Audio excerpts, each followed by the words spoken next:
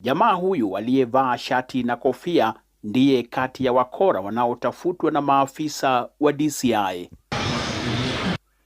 Siku hiyo mwendo wa saa 6:19 hivi alifika hapa kwa lengo la kununua bidhaa kadhaa tu, kando na kutoa shilingi 1,800.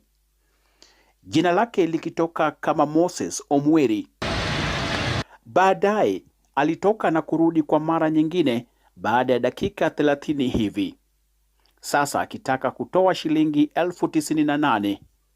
Wakati huu lengo kamili likiwa kumhadaa mmiliki wa duka hili kumpora. So mimi naendelea huku kumfungia vitabu na kuandika receipt. Nikamaliza nikarudi kwa M-Pesa, message yangu haijakuja, but akaniambia yake imekuja. Then nikabuy time ya tuone kama hiyo message inakuja.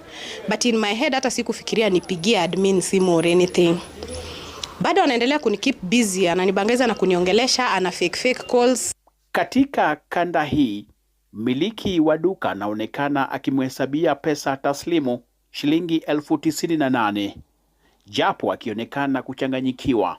Kabla ya kufumbua macho dakika 2 baadaye, ndipo alipata fahamu kwamba ameibiwa. So all this time bado sija realize ninaibiwa. Venye nimempea tu pesa ametoka nje. So kurudi kwa simu yangu bado sijaona message. Nimekaa tu chini hivi na kitu tu ikanikujia, Masi umeibiwa. Na nikapiga tu nduru, na mfanyikazi alikuwa ameingia by that time. Akaniambia, Masi unaongea? Nikamwambia tumeibiwa, huyu mtu ametoka hapa ameiba. Then when I went to DCI, he confirmed the same. Akaniambia kuna vile they hang the message. So ikiwa imehang, mimi nita-assume juu M-Pesa network inakuanga na delay. So nita-assume kwa mind yangu kuna delay. Na even the following wenye walimfuata kutoka nyuma au customers wote wa M-Pesa, they had the same challenge, including those wenye nilikuwa na depositia. Lakini si yeye tu hapa. Maduka zaidi ya 20 yanaendelea kunakili visa sawia eneo hili. Na si Masi pekee, hata mama huyu kwa jina Zipora pia ameporwa siku chache zilizopita. Nao wakora ni wengi hapa Sunek. Wamekuwa wakitusumbua sana. Mimi naomba tu hata siku moja hao wakora washikwe.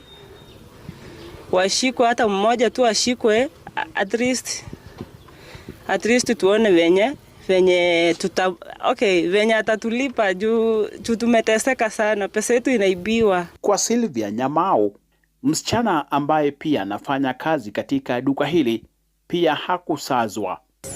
Hiyo siku hiyo kijana alikuja akaniambia nimpakie braids, nikampakia, alafu akaniambia nimwandikie agent na store number, nikamwandikia, akaniambia acha apeleke mama yake atoe pesa.